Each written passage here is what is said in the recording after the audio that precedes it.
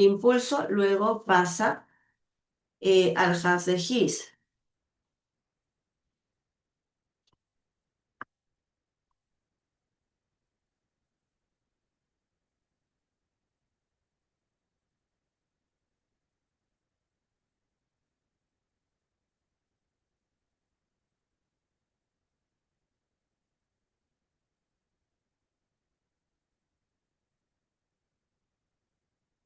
¿Listo?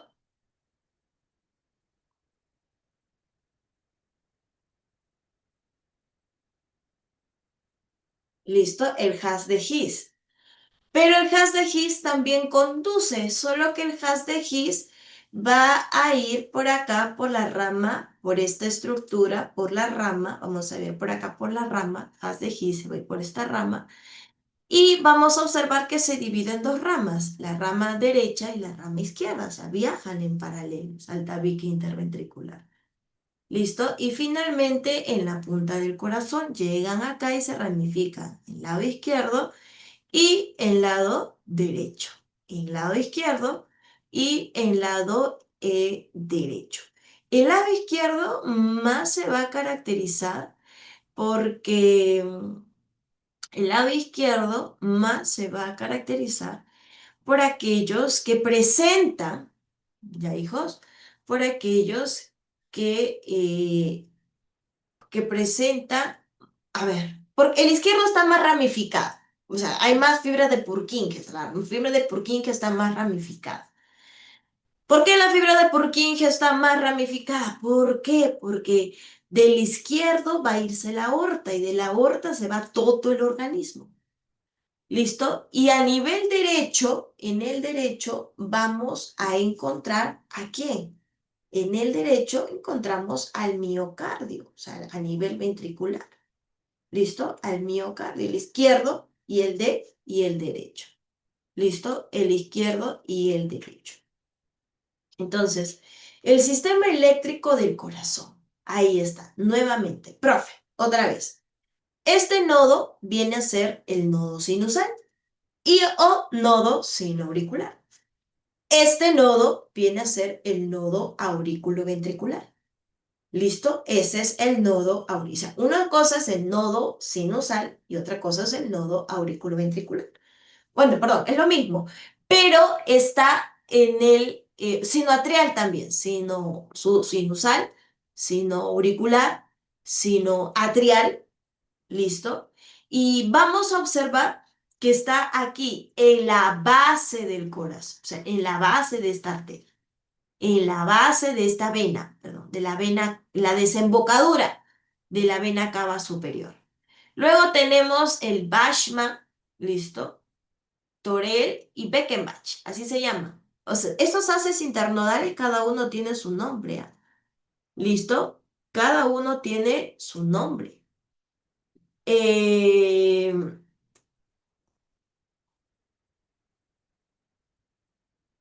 Cada uno tiene su nombre.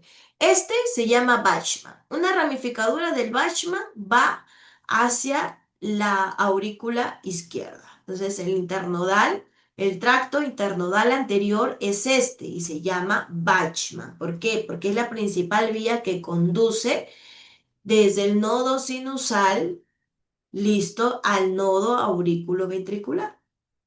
Y aparte que hay una ramita que se va hacia el lado izquierdo. ¿Para qué? Para que ambas trabajen de manera continua. Por eso es que se va esta ramita para acá. Este viene a ser el tracto internodular mediano. ¿Listo? El tracto internodular mediano. Y este tacto internodular mediano también se conoce como Beckenbach. ¿Listo? Beckenbach. ¿Listo? Tracto internodular mediano también se conoce como Beckenbach. O sea, eh, y este es el tracto internodular posterior que se llama de Tourette. Bachmann, Beckenbach y Tourette. El mediano es Beckenbach y el posterior se llama Tourette. ¿Listo? Tourette. Tenemos otro que viene a ser la importancia funcional. esta importancia funcional son los que transmiten el impulso eléctrico. ¿Listo? Transmiten el impulso eléctrico. Entonces, el nodo sinauricular y el nodo auriculoventricular van a permitir, este nodo auriculoventricular va a permitir transmitir el impulso eléctrico en forma rápida y ordenada, pero vamos a observar que va a permitir el retraso del impulso, permitiendo que primero se contraigan las aurículas y luego los ventrículos. Luego, ¿hacia dónde va? ¿Por dónde se dirige? Por el haz de His. El haz de His se encarga de conducir, se ramifica, dos ramas, y forma la fibra de Purkinje, que en el lado izquierdo va a estar más ramificado que en el derecho, porque el del izquierdo va a permitir una, va a permitir,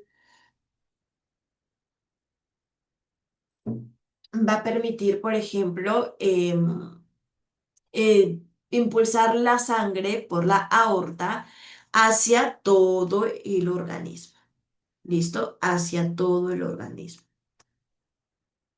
¿Listo? Entonces, ahí está. ¿Ves? Llega acá, se retrasa, permite que primero se contraigan aurículas y luego ventrículos. Aurículas, ventrículos. Lo primero que se genera es de 60 a 100. ¿Listo? De 60 a 100. Y vamos a observar, por ejemplo, ¿listo? Y vamos a observar, por ejemplo,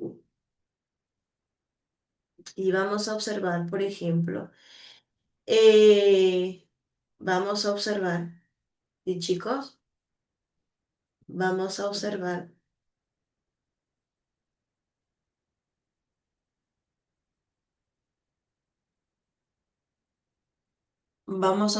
que van de 60 a 100. Y cuando llegan acá, llegan de 40 a 60 por minuto la frecuencia, y acá en las fibras de Purkinje llegan de unos 20 a 40 por minuto. O sea, el sistema nervioso simpático permite aumentar la frecuencia cardíaca y el parasimpático disminuye la frecuencia cardíaca.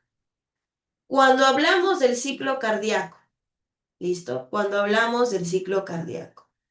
El ciclo cardíaco, hijos, es el periodo en el cual el corazón tiene una serie de eventos rítmicos, ¿no? Va a haber dos pasos.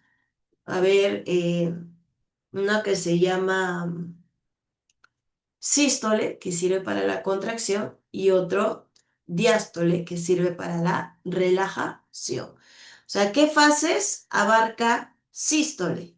Sístole comprende dos fases. ¿Listo? Sístole comprende dos fases. Sístole comprende dos fases. La fase de contracción isovolumétrica y eyección. Y la diástole comprende las fases de llenado y de relajación isovolumétrica. ¿Listo? Hablamos de un llenado ventricular, mira, un llenado rápido, porque la sangre pasa, ¿listo? La sangre llega rápido, llena las aurículas. Como se llena tanto, aumenta la presión, abren estas dos válvulas, que son tricúspide y bicúspide, y la sangre pasa a los ventrículos, ¿listo? Pasa a los ventrículos, o sea, de aurícula a ventrículo. Entonces, llenado rápido es cuando la sangre pasa, llega a la aurícula. Llenado lento cuando la sangre pasa. Y la contracción auricular es cuando las aurículas se contraen, pues. Profe, ¿cómo así? Esto, mira. ¿Ves? Mira, ¿ves? Se llena aurículas, luego pasa a ventrículos y luego se contraen para empujar lo que queda. ¡Pum! Empuja. ¡Pum! Empuja. ¡Pum! Empuja. Entonces, todo eso es aurículas. Es llenado. ¿Listo? Llenado. Llena, pasa. Mira, llena, apertura, pasa y luego contrae. ¿Listo? Toda esa fase viene a ser la fase de llenado ventricular. ¿Listo? ¿Cuánto dura eso? 0,5 segundos. La fase de contracción isovolumétrica es la fase en donde, durante la sangre de los ventrículos permanece permanente, porque se cierra. Aquí es como que tú cierras la puerta, pero en realidad se cierran estos dos, aurículas, tricúspide y bicúspide, se cierran. Por eso acá se genera el primer ruido cardíaco. En la eyección es tanta la presión a nivel de ventrículos, o sea, ventricular, la presión, o sea, en eyección, la presión de los ventrículos es mayor a la presión de las arterias. Te vuelvo a repetir, la presión de los ventrículos es mayor a la presión de las arterias. Es mayor a la presión de las arterias. Entonces, ¿qué vamos a observar? Es mayor a la presión de las arterias. ¿Qué vamos a observar? Que se apertura, ¿listo? O sea, cuando el ventrículo es mayor a la presión de las arterias, se abren las válvulas. ¿Listo? Se abre. Se abre y se pierde un poquito de sangre. Se expulsa sangre. ¿Cuánto? 70 mililitros, que se denomina volumen sistólico. Luego, la sangre va a estar en mayor cantidad en las arterias y poco en los ventrículos. Es por eso que la presión de las arterias es mayor. Entonces, donde se dirige la sangre es donde va a haber mayor presión, hijos. Entonces, la presión en las arterias va a ser mayor. ¿Listo? Va a ser mayor la presión de las arterias. Va a ser mayor. Y vamos a observar que con respecto a esta presión ventricular, va a ser mayor. Entonces, durante esta fase, los ventrículos se relajan, disminuyen su presión. ¿Listo? Y luego, ¡pum!, cierran. Se cierran esas válvulas. Entonces, ahí hay dos ruidos. El primer ruido es el primer sonido. El primer sonido se produce por el cierre de las vibraciones de las válvulas, de la válvula auriculoventricular al inicio de la contracción isovolumétrica. Y el segundo sonido se produce por el cierre de la vibración. O sea, primero cierran las tricúspide y bicúspide. Ese es el primer sonido. Y el segundo sonido es por el cierre de las sigmoidea aórtica y pulmonar. ¿Listo? Sigmoidea aórtica y pulmonar. ¿Listo? En los sonidos cardíacos hay un tercer sonido, que es una vibración que se produce en las paredes ventriculares. ¿Listo? Durante la fase o su fase de llenado rápido. Ahí se puede auscultar, por ejemplo, en recién nacidos, ¿no? En personas enfermas. El cuarto sonido se produce por la vibración de las aurículas durante su fase de la contracción auricular. O sea, ya es un ruido anormal, es un ruido patógeno, que me está indicando que hay alguna anormalidad en el corazón. Los ruidos son así, mira, el primer sonido, ¿ves? Se da por el cierre de estas, ¿ves? Por el cierre de tricúspide y por el cierre de bicúspide. Y el segundo sonido, ¿ves? Se da por el cierre de la sigmoidea pulmonar y sigmoidea aórtica. ¿Cuánta sangre pasa por el corazón? O sea, ¿cuánta sangre expulsa el corazón en un minuto? Se dice que en una persona promedio, 70, pasa alrededor de 5 litros por minuto. ¿Y cómo hago para hallar este gasto de débito cardíaco? Multiplico mi frecuencia cardíaca por mi volumen de eyección. ¿Y cómo hallo mi frecuencia cardíaca? ¿Qué es la frecuencia cardíaca? Es el número de latidos cardíacos que produce nuestro corazón en un minuto. O sea, hay de 60 a 100, es lo normal. Profe, pero si hay más de 100, tienes taquicardia. Si hay menos de 60, tienes bradicardia. ¿Listo? El gasto cardíaco, o sea, hablamos acá del volumen sistólico. Del volumen sistólico es el volumen de sangre que es expulsado en la fase de eyección. ¿Listo? Es expulsado en la fase de eyección y su valor aproximado es de 70 mililitros. ¿Listo? Su valor aproximado, hijos, es de 70 mililitros.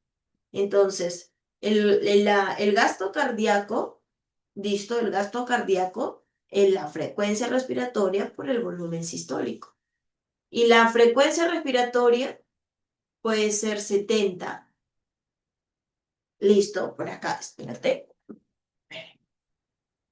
Chun, chun, chun, chun, chun, chun, chun, chun. Ya, mira, la frecuencia respiratoria, la frecuencia cardíaca puede ser 70 latidos que se da en un minuto.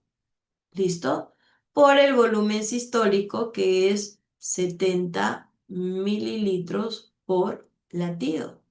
Se va latido y latido y nos quedamos con 4.900 mililitros por minuto, que hace un aproximado de 5 litros por minuto. ¿Listo? Así es. Se supone que tú sufres, te impresionas si tu frecuencia cardíaca sube a 110 latidos por minuto. ¿Cuánto es el gasto cardíaco en ese momento? A ver, te voy diciendo. Si tu frecuencia cardíaca te asustas y tu frecuencia cardíaca sube a 110 latidos por minuto, listo, a 110 latidos por minuto, ¿cuánto es mi débito cardíaco en ese momento? Multiplicas pues 110 por 70. ¿Cuánto sería? 7.700 latidos por minuto. ¿Listo? Por minuto. 7.700 latidos por minuto. A nivel ahora, el sistema circulatorio no puede estar aislado del sistema respiratorio, porque justamente el sistema respiratorio es quien le va a permitir intercambiar los gases y luego transportar los gases o la sangre oxigenada a todo el cuerpo. O sea, no pueden estar aislados estos dos órganos.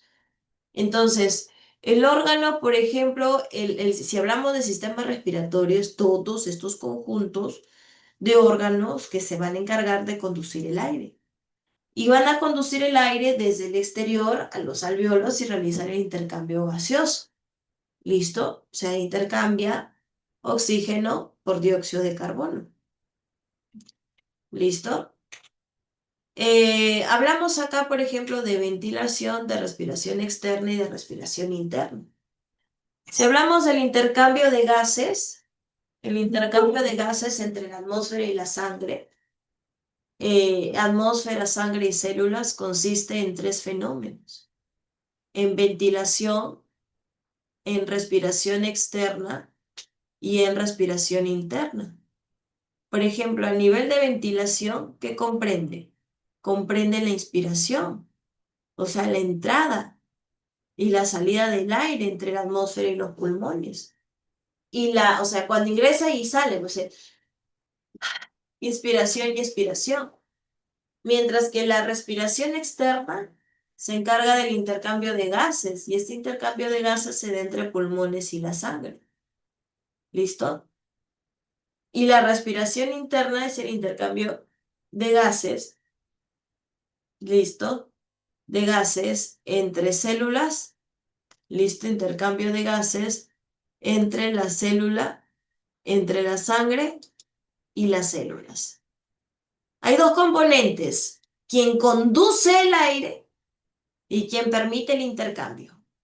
Quien conduce el aire se denomina vías respiratorias, y van desde las fosas nasales, faringe, laringe, tráquea y bronquios y bronquiolos. Y quien permite el intercambio, ahí tenemos a los pulmones, ¿no? Y en los pulmones están los lobulillos pulmonares. Ahí tenemos las vías respiratorias. Vamos por acá.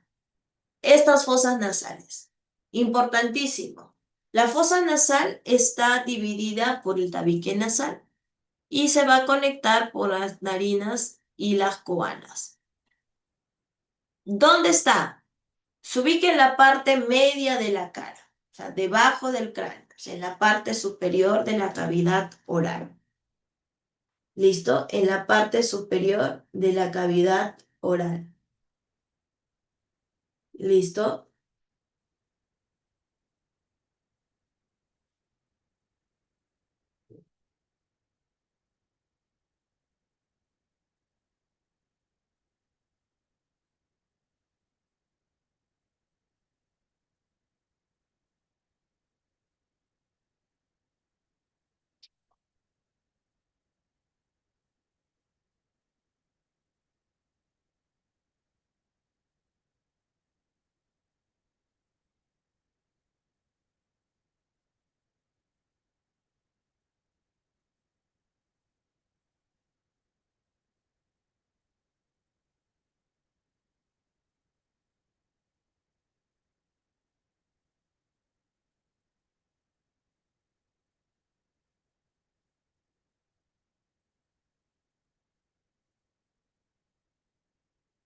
¿Listo? Se ubica en la parte media de la cara y debajo del cráneo y en la parte superior de la cavidad oral. Entonces, la mucosa nasal, hablamos de los orificios nasales anteriores o narinas y los orificios nasales posteriores o coanas. Entonces, tenemos acá a narinas y a coanas. Vamos a observar, por ejemplo, acá los límites. Hay tres límites. Va a estar formado por la lámina cribosa del hueso etmoides y por el paladar óseo, ¿no? Por la apófisis palatina, por el maxilar superior, por la apófisis horizontal también del hueso palatino. ¿Qué más observamos? Que presenta los límites laterales. El caso de los límites laterales está conformado por las masas laterales del hueso etmoides. Presenta los cornetes nasales superiores, medios e inferiores. Los superiores se caracterizan porque superiores y medios no están aislados. Los superiores y medios se van a caracterizar porque van a formar parte del hueso etmoides. El inferior sí, pues, el inferior sí es un hueso que va a estar independiente, es un hueso independiente. ¿Listo? Es un hueso independiente. ¿Listo?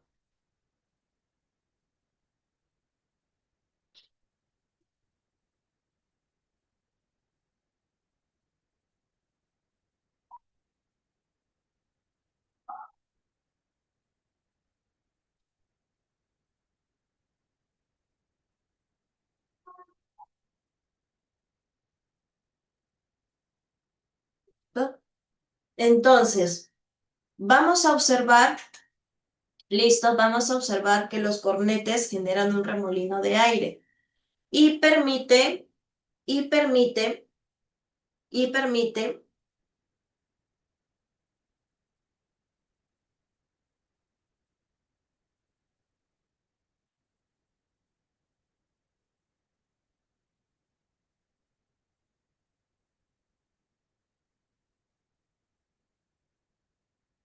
listo, los cornetes generan remolino de aire, permitiendo que las partículas suspendidas en el aire queden pegadas en la mucosa nasal.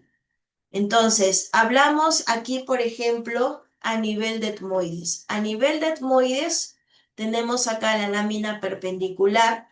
Listo. Tenemos a la lámina perpendicular. Listo. Tenemos a la lámina perpendicular. Y vamos a observar mira, el tabique nasal está formado por tres estructuras. Por la lámina perpendicular del etmoides, por el vómer y por el cartílago cuadrangular. Por esas estructuras. Por la lámina perpendicular del etmoides, por el vómer y por el cartílago cuadrangular. ¿Listo? El vestíbulo nasal, hay tres regiones. Hay regiones del vestíbulo nasal, hay región respiratoria y hay región olfatoria. ¿Listo?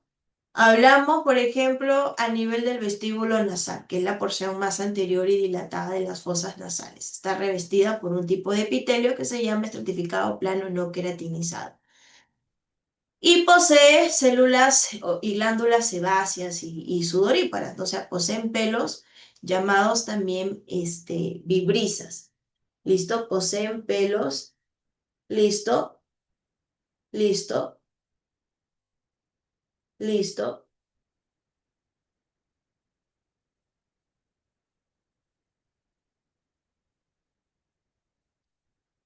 ¿Listo? Se llaman vibrisas. Vamos a observar, o sea, las vibrisas son los pelitos que tienes ahí en tu nariz. Esas son las vibrisas. ¿Listo? Los pelitos que tienes ahí en tu nariz. Y vamos a observar, por ejemplo, la región respiratoria. La revestida por la mucosa respiratoria y el cual está formado por epitelio pseudoestratificado, cilíndrico ciliado con células caliciformes secretoras de moco. Y hablamos que es un epitelio que se denomina epitelio respiratorio. ¿Listo? Lo que pasa es que este epitelio es el que calienta el aire, hijos, porque hay un plexo que se llama plexo de Kieselbach. El plexo de Kieselbach se caracteriza porque calienta el aire. ¿Listo? Calienta el aire. Chicos, caliente el aire, porque el aire tiene que entrar caliente a nuestros pulmones. Porque si el aire entra frío, para las personas que están sanas, normal, pero las personas que tienen alguna afección como asma, o alguna otra afección respiratoria, esto va a generar, el frío va a generar broncoespasmos, o sea, va a permitir hacer que se cierren los bronquiolos, se cierren, te genere dolor en el pecho, dificultad para respirar, incluso nuestro cuerpo va generando, va permitiendo que generes más mucosidad, ¿listo? Que generes. Y justamente de eso vamos a hablar cuando entremos del break, ¿listo? Cuando entremos del break. Vamos a tu break, vaya a tomar su desayuno y estírese.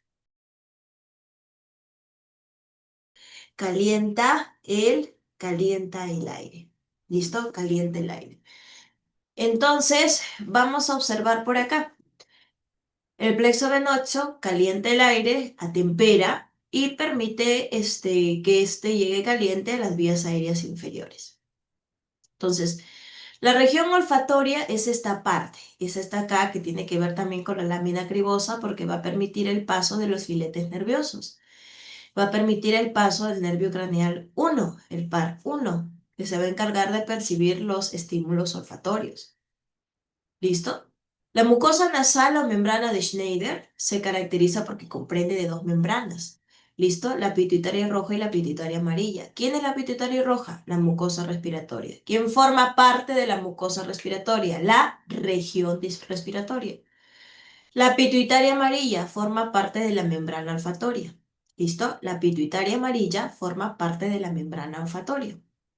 Entonces, esta pituitaria amarilla, ¿listo? Esta pituitaria amarilla se va a caracterizar porque esta pituitaria amarilla se va a caracterizar, ¿listo? Se va a caracterizar porque forma parte de la región olfatoria. ¿Cuáles son las funciones de la nariz? La nariz, hijos, permite el paso del aire, va a filtrar, va a calentar, va a humedecer el aire, va a captar los estímulos y va a actuar como caja de resonancia de la voz. Aparte de ello, vamos a encontrar a los senos paranasales. Hay 4 senos, dos senos por huesos. Hay 8 senos, 2 senos por huesos. Hablamos del seno frontal y del seno maxilar superior, que ambos desembocan en el meato medio. Al igual que el etmoides, las celdillas etmoidales, las celdillas etmoidales anteriores también desembocan en el meato medio, mientras que las celdillas etmoidales posteriores y el esfenoides desembocan en el meato superior. ¿Listo? En el meato superior. Entonces, por eso te dice, ¿cuál es la función o qué es lo que sucede en los senos paranasales? Ellos forman moco y el moco va a ser drenado hacia las fosas nasales y obviamente desembocan en los meatos, ¿no? Que van a estar ubicados detrás de los cornetes. Como te digo, el, el frontal, el maxilar y las celdillas etmoidales anteriores desembocan en el meato medio. El esfenoides y las celdillas etmoidales posteriores, ¿listo? Posteriores, desembocan en el meato superior. ¿Listo? En el meato superior. Sirven como cajas de resonancia de la voz, calientan y humedecen el aire, aligeran el peso de la cabeza. ¿Listo? ¿Qué es lo que pasa si estos se bloquean?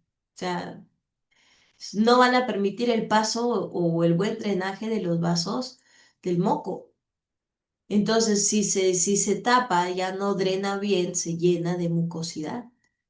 ¿No te ha pasado que cuando tú estás con la gripe no sabes de dónde sale tanto moco? De acá, pues, hijos. ¿Por qué? Porque está buscando defenderse, protegerse.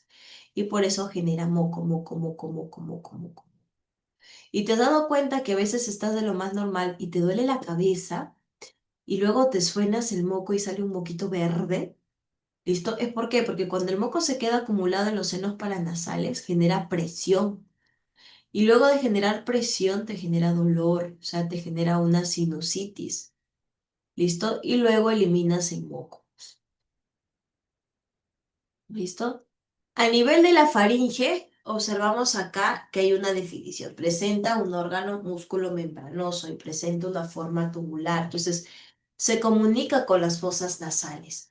¿Listo? Se comunica con las fosas nasales, se comunica con la cavidad oral y la laringe. Presenta su localización, se localiza delante de las vértebras cervicales y detrás de las fosas nasales, de la cavidad oral, la laringe. Observamos sus límites, el límite superior que está en la base del cráneo, el límite inferior que está en la vértebra cervical 6, o sea, desde la base hasta la cervical 6 encontramos a la faringe. Pero la faringe se divide en nasofaringe, orofaringe y laringofaringe. Acá voy a este cuadro. La nasofaringe o rinofaringe, orofaringe o bucofaringe, laringofaringe o hipofaringe. ¿Qué me llama la atención de esto? En primer lugar, sus epitelios. La rinofaringe tiene un epitelio característico de la mayoría de las estructuras que componen el sistema respiratorio. Mientras que la bucofaringe, o sea, ¿cuál es ese epitelio?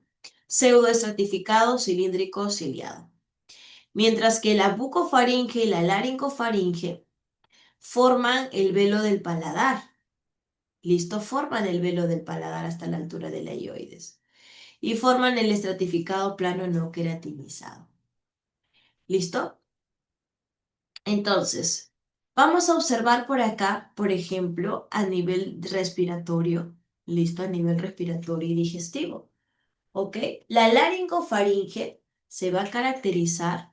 ¿Por qué? Porque esta laringofaringe presenta un estratificado plano no queratinizado. ¿Listo?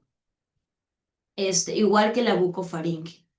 Solo que la única que cumple la función solamente respiratoria viene a ser la rinofaringe o nasofaringe.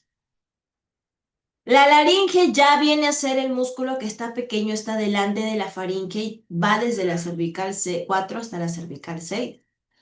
Y observamos que está formado por un órgano cilíndrico, un órgano músculo cartilaginoso, que va a conectar a la faringe con la tráquea. Entonces, lo que nos llama la atención de la faringe, hijos, son sus capas, porque la primera capa, que es la capa mucosa, esta capa forma parte del epitelio pseudoestratificado cilíndrico ciliado. Esta capa presenta dos pares de pliegues. O sea, esta capa a nivel de la mucosa, como te dije, tiene el epitelio pseudoestratificado cilíndrico ciliado, presenta cuatro cuerdas bucales, dos superiores y dos inferiores. ¿Listo? Siendo las inferiores, chicos, las que se usan para la fonación, o sea, son las verdaderas. Superiores falsas, inferiores verdaderas. Y las inferiores son las funcionales, son las que permiten la formación de la voz, son las únicas que intervienen en la fonación. Hablamos de un espacio comprendido entre las cuerdas vocales, inferiores o verdaderas, y se denomina glotis. Y hablamos del espacio comprendido entre la cuerda vocal superior e inferior. Y en un mismo lado se le denomina ventrículo laringio o de Morgagni. ¿Listo? Ventrículo laringio o de Morgagni. Y vamos a observar. Listo, vamos a observar, por ejemplo, que las cuerdas vocales inferiores o verdaderas se encuentran revestidas por el epitelio estratificado plano no queratinizado. Entonces no te olvides, ¿ah? No te olvides que vamos a observar que las cuerdas vocales inferiores o verdaderas están formadas por epitelio plano estratificado, por epitelio estratificado plano no queratinizado. No te olvides, las superiores falsas, las inferiores verdaderas, el espacio que hay entre las inferiores se llama glotis, el cual se cierra durante la fonación. ¿Listo? Durante la fonación. Las cuerdas vocales durante la inspiración, mira, cómo se abre durante la inspiración. Ahora, esa es la primera capa. En la segunda capa es la capa cartilaginosa. Y la capa cartilaginosa forma el esqueleto de la faringe. La capa cartilaginosa está constituida por 9 cartílagos, por 3 pares y por 3 impares. ¿Listo? Los pares vamos a observar y se van a denominar así, mira. Los pares se van a denominar epiticri, para que te acuerdes. A mí me resulta. ¿Listo? Epiticri. Y los pares, ari, corco. ¿Listo? Como profesora epiticri, claro. Epiticri, epiticri, epiglotis, tiroides, cricoides. Y acá, aricorcu, aritenoides, corniculados y cuneiformes. ¿Listo? Epiglotis, tiroides, cricoides, epiticri, impares. ¿Listo? Y los pares aritenoides, corniculados y cuneiformes. ¿Ok? Son 9 cartílagos en total. Solo que la tiroides es la más prominente. ¿Listo? Y en el varón forma, ¿qué cosa? La manzana de Adán. Tiroides, cricoides y aritenoides presentan cartílago hialino. La aritenoides, porque la aritenoides presenta dos, tiene cartílago hialino y tiene cartílago elástico.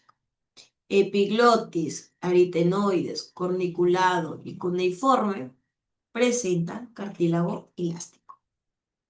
¿Listo? Ahí está la epiglotis, mira. Epiglotis, la tiroides y cricoides, cartílago hialino. Y por acá, por este paso de acá, tenemos a los corniculados, que son pequeños aritenoides, tiene dos partes, uno cartílago hialino y otro elástico, y cricoides.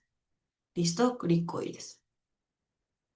Ahora, en la capa muscular hay muscular interna y hay muscular externa. Entonces, la muscular interna está constituida por músculos intrínsecos y la muscular externa está constituido por músculos extrínsecos. ¿Cuál es la diferencia?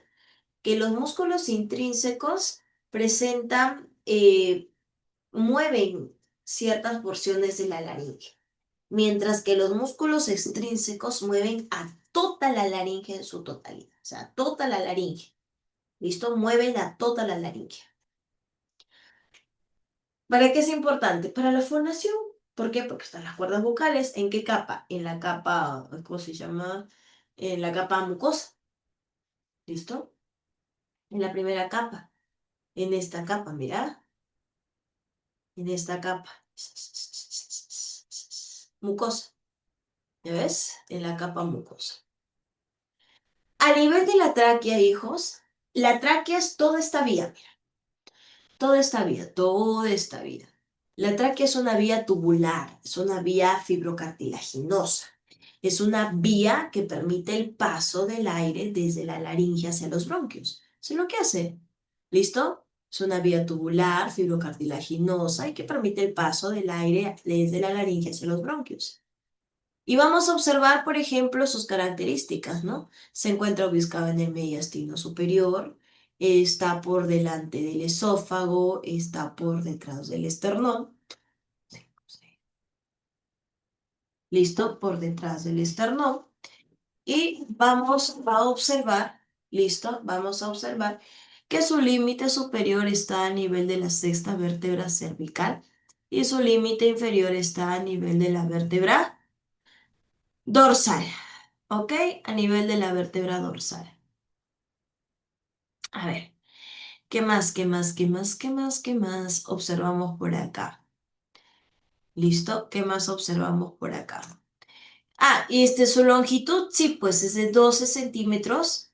A ver por acá. Claro, ¿por qué? Gracias a la porción, hijo a esto, mira.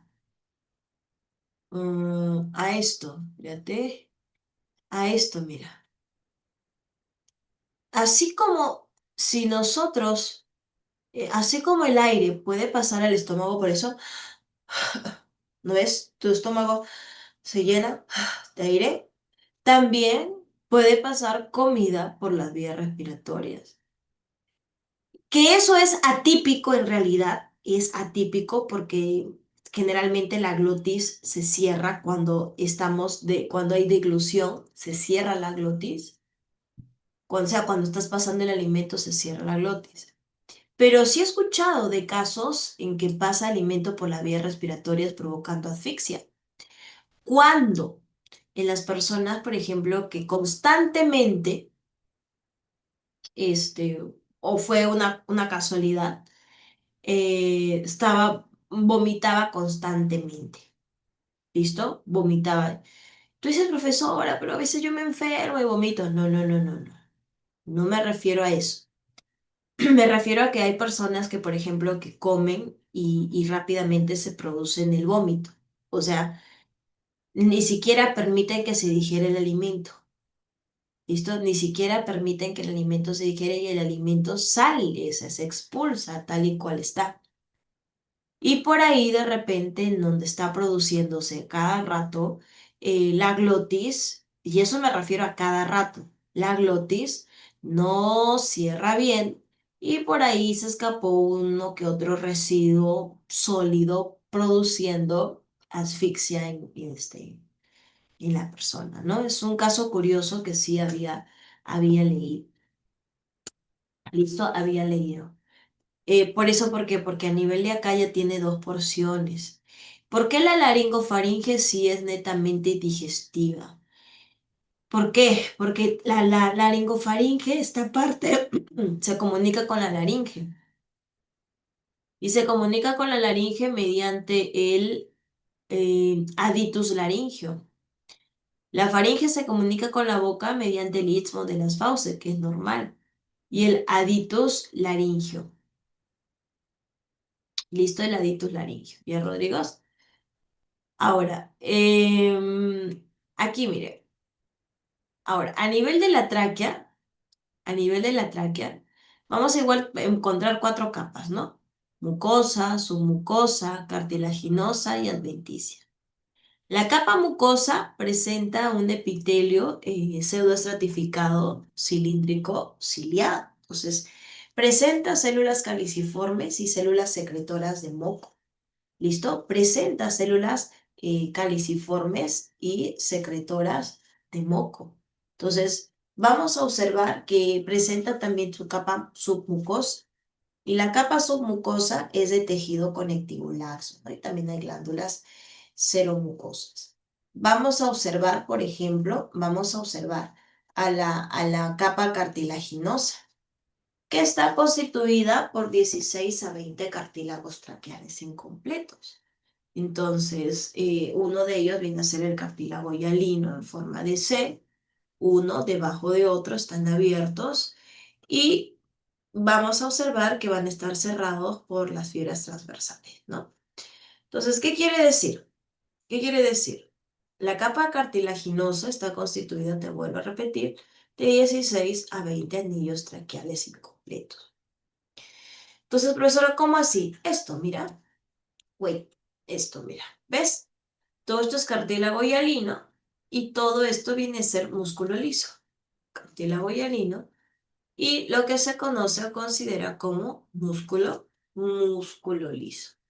¿Listo? Como músculo liso. ¿Ok? Músculo liso. Vamos a observar, ¿sí? Vamos a observar, por ejemplo, vamos a observar que la función del cartílago viene a ser o la función de esta tráquea es ser vía aérea. Es una vía aérea que va a purificar al aire inspirado. Purifica al aire inspirado y lo protege del polvo. Esa es una de sus funciones. Purifica el aire inspirado y lo protege del polvo. ¿Ok? Entonces, a nivel de bronquios también, hijos, por ejemplo, la tráquea se bifurca, forma una estructura llamada carina. Pero, ¿ves? Esta estructura, este bronquio, espérate por acá, vamos a observar por aquí, ¿dónde están los pulmones? Acá está. ¿Listo? No está bien, no quiero. Esta. Mira, mira cómo está. Vamos a esconder esto. Va. ¿Listo? Mira cómo está. ¿Ves? Todo esto viene a ser la tráquea. Por acá ya observamos a los anillos traqueales. Por acá ya viene a ser el bronquio derecho. ¿Listo? Y por aquí vamos a observar a este. ¿Listo? Que es el bronquio izquierdo. Es el bronquio izquierdo y por acá, mira, está resaltado, es el bronquio derecho. Derecho e izquierdo por acá. ¿Listo? Derecho e izquierdo. Vamos a observar, hay bronquios primarios, secundarios y terciarios. Los primarios son llamados extrapulmonares. Los secundarios son llamados lobares y los terciarios son llamados, ¿cómo se llaman? ¿Cómo se llaman? Segmentarios. ¿Cuántos lobares hay en el derecho? Hay 3 lobares y 10 segmentarios. Y en el izquierdo hay 8 lobares, no, hay 2 lobares y 8 segmentarios. ¿Listo? Hay 8 lobares y 8 segmentarios. ¿Listo?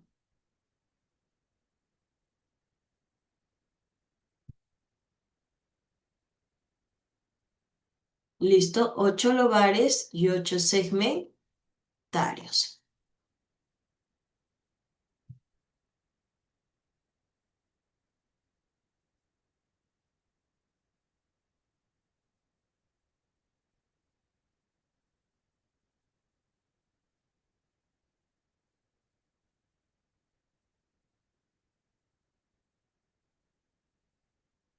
Listo. 8 lobares y 8 segmentarios. ¿Ya, hijos? ¿Qué más?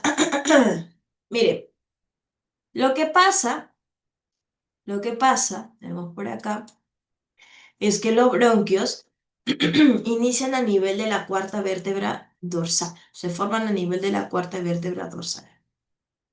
Tenemos ahí los primarios, derecho e izquierdo, estos son los primarios, y vamos a observar que son llamados, se van a caracterizar porque uno es chiquito y gordito y el otro es flaquito y larguito. Entonces, profesora, bonito, pues me dices tú.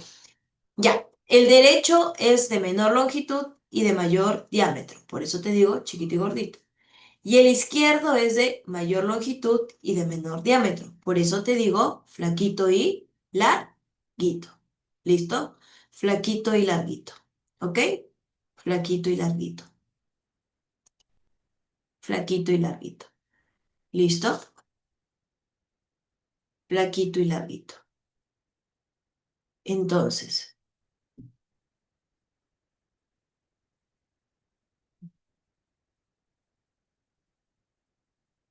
flaquito y larguito. ¿Hijos? A ver, y los intrapulmonares son las divisiones de los bronquios extrapulmonares dentro del parénquima pulmonar. Se dividen en bronquiolos lobares y estos a su vez se dividen en bronquiolos segmentarios. ¿No? Por eso te digo, ¿no?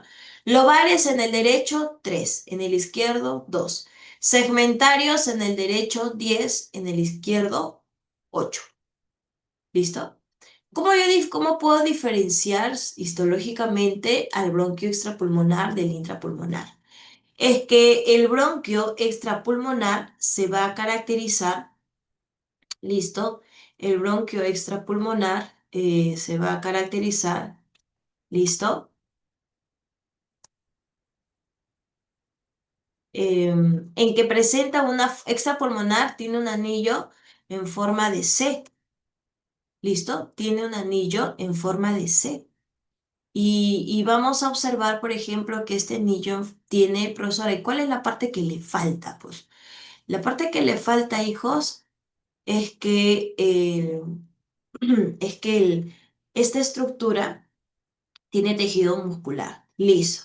En cambio, en el bronquio intrapulmonar presenta placas cóncavas. ¿Listo? Presenta placas cóncavas. Te vuelvo a repetir. Presenta placas cóncavas. ¿Listo? Presenta placas cóncavas. ¿Qué más observamos? ¿Qué más observamos? Aparte de estas placas cóncavas. Que también presenta, ¿listo? Presenta cartílago, músculo liso, cartílago hialino formado en placas en la parte interna, la mucosa y a nivel o en la parte externa, ¿listo? En la parte externa vamos a observar, ¿listo? A la capa adventicia, ¿listo? Vamos a observar a la capa adventicia. ¿Listo? Vamos a observar a la capa adventicia.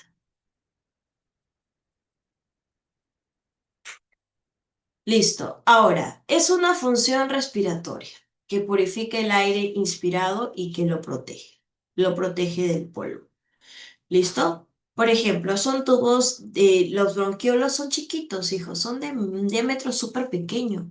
Y vamos a observar, ¿listo? Y vamos a observar que, por ejemplo, vamos a observar, por ejemplo, hijos, vamos a observar que los tubos son desprovistos de cartílago y de glándulas. Entonces, cada bronquiolo ingresa un lobulillo pulmonar y en el interior de cada bronquiolo, estos terminan en o sea, el bronquiolo terminal en sí, hijos, es donde se termina las vías respiratorias.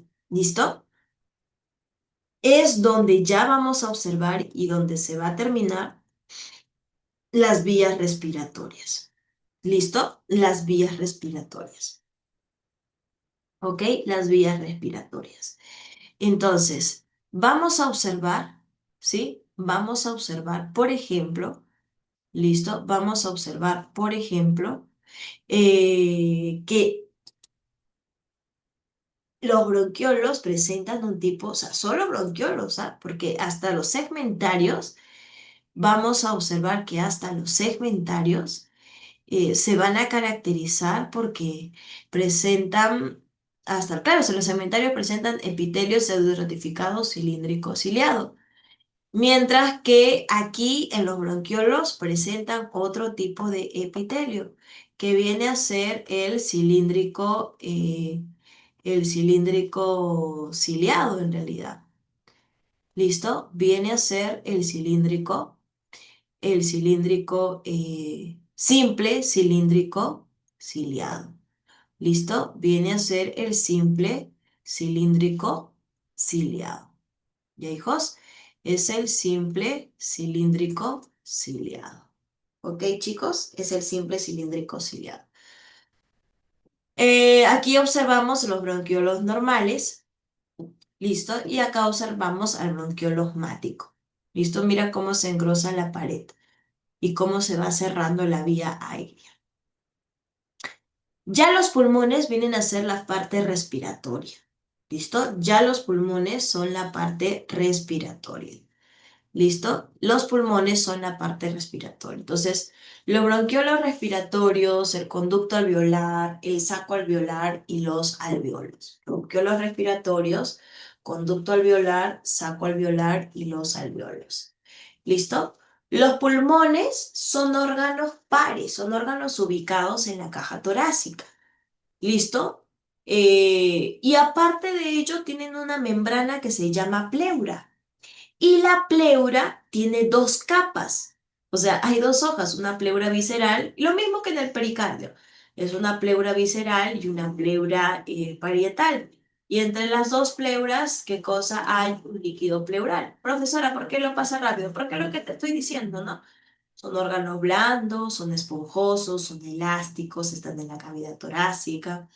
tienen forma de cono, están apoyados sobre el diafragma, estos, pero el derecho es más grande que el izquierdo. El derecho tiene tres lóbulos, el izquierdo tiene dos lóbulos. Como el derecho tiene tres lóbulos, hay dos cisuras y el izquierdo tiene solo dos cisuras. Lo que tenemos aquí, mira, mira, ¿ya ves? Mira, ¿ves? Hay una, lóbulo superior, lóbulo medio y lóbulo inferior. Este es el lóbulo superior y este es el lóbulo inferior. ¿Listo? Lóbulo superior, lóbulo medio y lóbulo inferior. ¿Ok?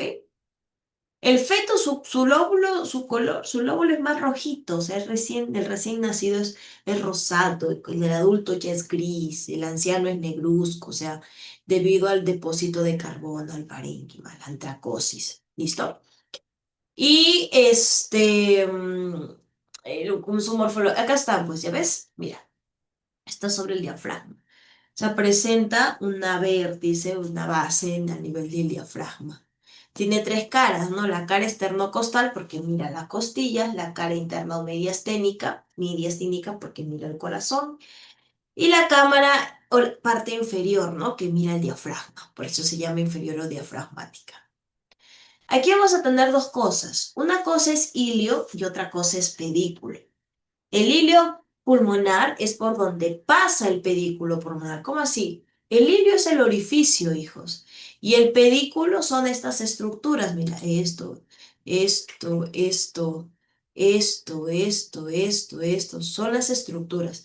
Todas estas estructuras, venas, arterias, vasos capilares, todas esas estructuras forman parte del hilio, forman parte del pedículo pulmonar que va a ingresar al hilio pulmonar.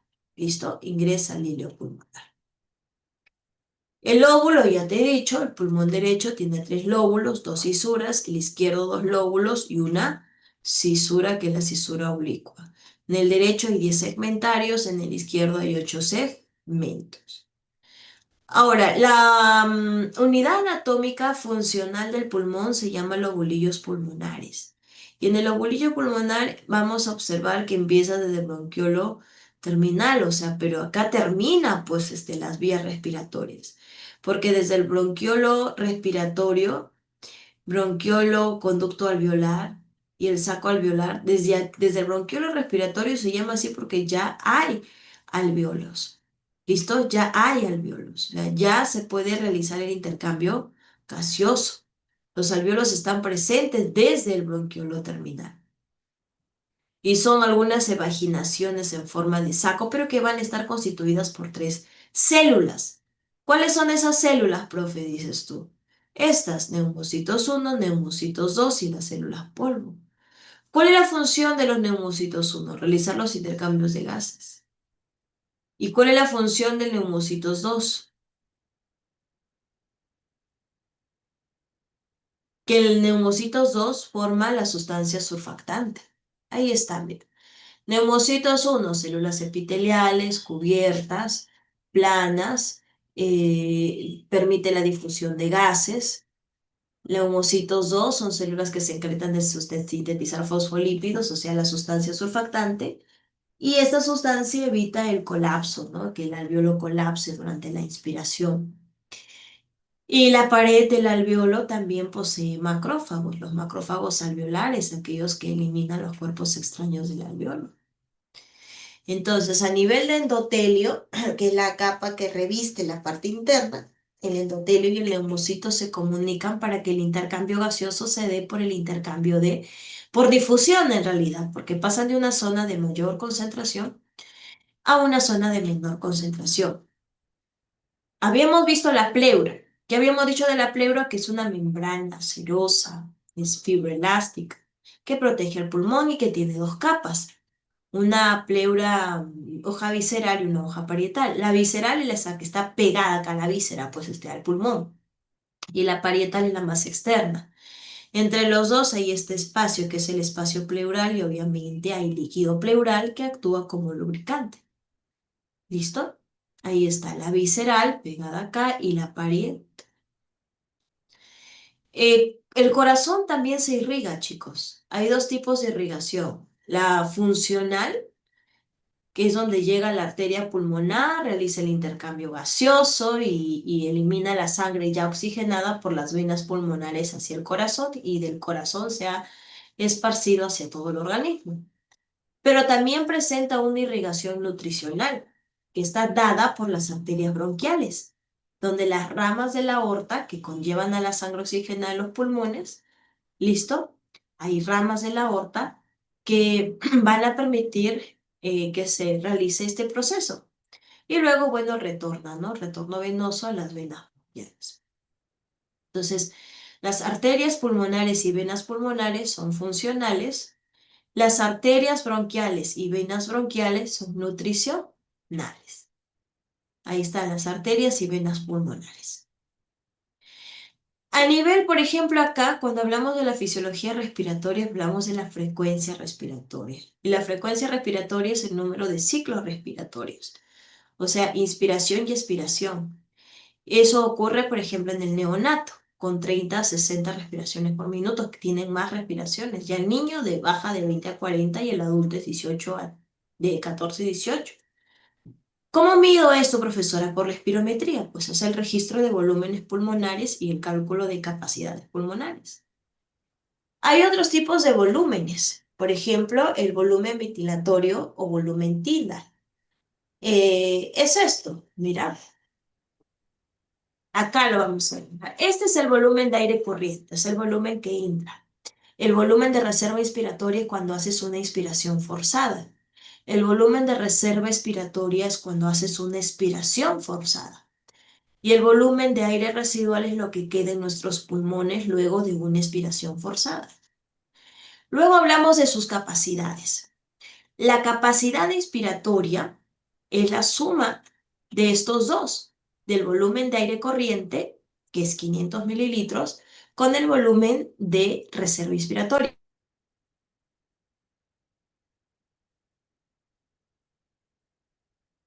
Me permiten la formación de esta capacidad, que viene a ser la capacidad inspiratoria. Luego tenemos la capacidad funcional residual. ¿Quién es la capacidad funcional residual? Esto, el volumen de reserva expiratoria más el volumen de aire residual, que son 2.300 mililitros. Y el volumen, la capacidad vital, es la suma del volumen de reserva expiratoria, o sea, aquella que se da con una inspiración forzada, el volumen de aire corriente, y el volumen de reserva expiratoria, o sea, la expiración forzada. Y la capacidad total ya es esta, o sea, es todo. Es el volumen del aire corriente, o sea, cuando ingresa el aire normal. Luego haces una inspiración forzada. Luego eliminas y esto te queda. Entonces, todo esto es la capacidad total. ¿Listo? Todo eso es la capacidad total. Entonces, la espirometría, hijos, es este esquema muestra la relación del volumen y la capacidad pulmonar promedio que ocurre en un hombre, en un adulto. ¿Listo? En un adulto. Entonces, chicos, en un adulto. Espérate. A ver, espérate. Ahí lo tenemos. Entonces, no te olvides, aquí están los músculos laringeos, por ejemplo. Listo, están los cartílagos también. Por ejemplo, acá están los corniculados y por acá están los aritenoides. Listo. ¿Qué más? A esto me refiero con hilio. El hilio, mira, voy a hacer una sección múltiple, y pa, y voy a ocultar. El hilio son estos orificios. Y esto que he resaltado, hijos, son los pedículos. El hilio es el orificio. No solamente, mira, de acá vamos a hablar hilio pulmonar, hilio renal. O sea, el hilio son el orificio y el pedículo son las estructuras que ingresan por esos orificios. ¿Listo? Por esos orificios. ¿Ya, chicos? Por esos orificios. ¿Alguna duda hasta acá, jóvenes? ¿Alguna duda hasta acá? Todo su material está en el aula virtual, hijo. Tú.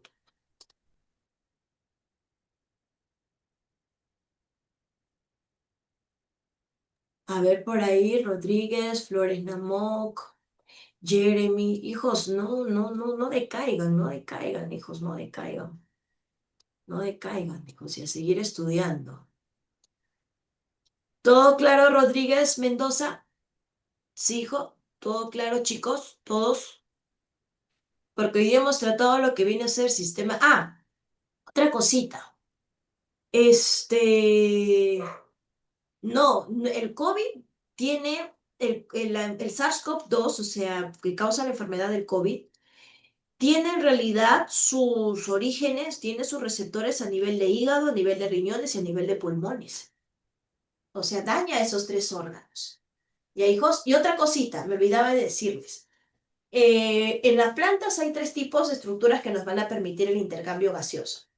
En los órganos vivos, en las partes vivas de las plantas, tenemos a los estomas. En las partes muertas, como es el tallo, listo, las cortezas, tenemos a las partes leñosas, a las lenticelas. Y en los mangles, que tienen raíces acuáticas, tenemos a los neumatóforos. ¿Listo? Eso es lo que me faltaba mencionarles. Tenemos a los neumatóforos. ¿Ya, jóvenes? Tenemos a los neumatóforos. Entonces, no te olvides, estomas, que son células oclusivas, que tiene un ostiolo, que tiene, o son células estomáticas también, están en las partes vivas de la planta. Y las lenticelas están en las partes muertas de la planta. ¿Ya, hijos? Y los neumatóforos están en los mangles, o sea, en las plantas aquellas que tienen sus raíces acuáticas. Bueno, hijos, se me cuidan. Nos vemos la próxima semana con los otros.